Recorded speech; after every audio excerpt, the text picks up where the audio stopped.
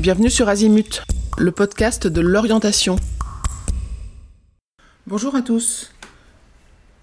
Je viens de prendre une petite pause et j'avoue que j'ai savouré.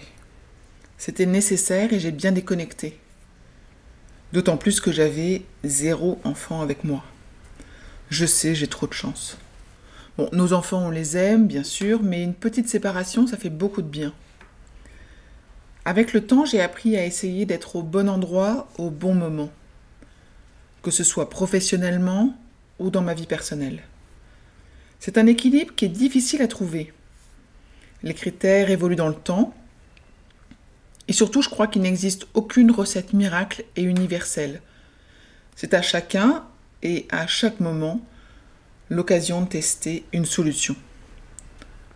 Ce qui me semble important de préciser, c'est que c'est une balance en 3D. Sur un plan, il y a la branche pro et la branche perso du parent. Et puis dans une autre dimension, il y a l'autonomie et la dépendance de l'enfant. Et puis dans une autre dimension, il y a le mode de vie, le pays, la culture, les particularités, bref. Vous voyez, c'est une balance multibras. Tout ça n'est donc ni blanc ni noir. Il faut trouver sa juste nuance de gris.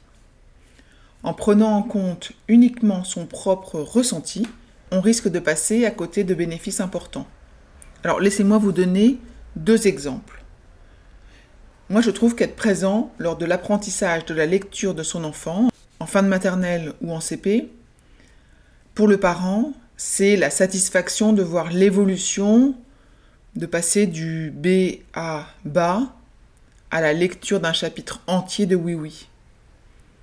Et pour l'enfant, c'est la présence d'un adulte qui le guide, qui le soulage quand ça bloque, qui l'encourage, mais également un moment de calme en tête-à-tête avec son parent, et peut-être même le moment d'un câlin. Une autre situation qui me semble importante, c'est d'être présent lors du passage en 6e.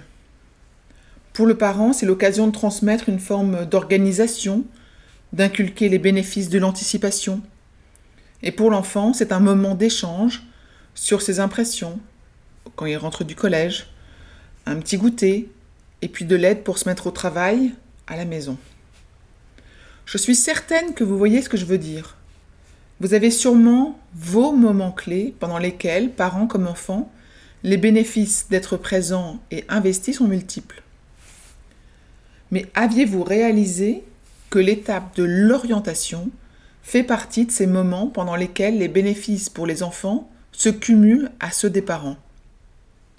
Je peux vous garantir qu'accompagner l'orientation de son enfant est bénéfique pour les enfants et satisfaisant pour les parents.